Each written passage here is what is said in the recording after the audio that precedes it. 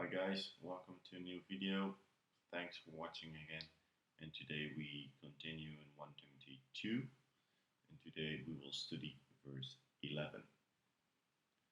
And 1 Timothy 2 verses 11 says, "A woman should learn in quietness and full submission." This verse and the ones that follow has been misinterpreted and misunderstood through the ages and caused undue controversy.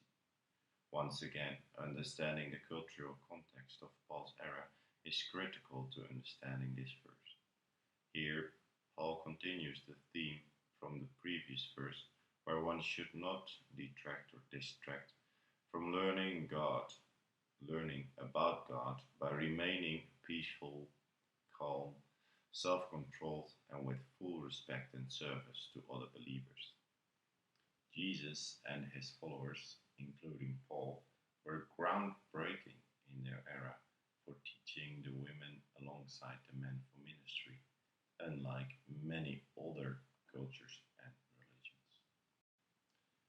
The word translated quietness in this verse is the same word for quiet lives in 1 Timothy 2 verses 2, meaning peacefulness, stillness, calmness.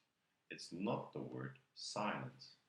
Therefore, by this verse, Paul is describing the proper posture for believers, one which provides a better learning environment similar to church services, where preachers are not interrupted by questions, commentators, and hagglers in the middle of their sermons. Paul's guidance to the church allows believers an uninterrupted forum for learning the word and time to observe and meditate on it. To better understand the term full submission, it's helpful to consider 5 verses 21, where Paul tells us to submit to one another out of reverence for Christ. So what exactly are women and men fully submitting to within the context of this verse talking about worship? Is it submitting fully to each other by respecting others enough so not to impede their learning of the word with disruption or disorderly speech?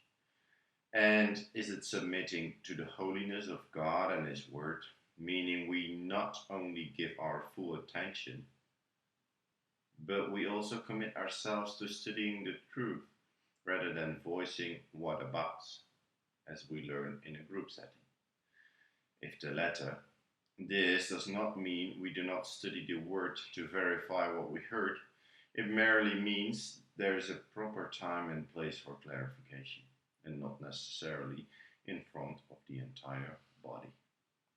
Brothers, this verse can easily be described as a bygone era where women paid the cost of Eve's sins, in line with verse 14 and 15. But a nagging understanding that His word has application for all time can change our attitude. This verse has a broader application to us men as well. Today's study write-up provides food for thought. May we collectively, as God's church, be focused on the truth and approach our worship and learning of God's word with humility, calmness, and full submission. Have a blessed day, all.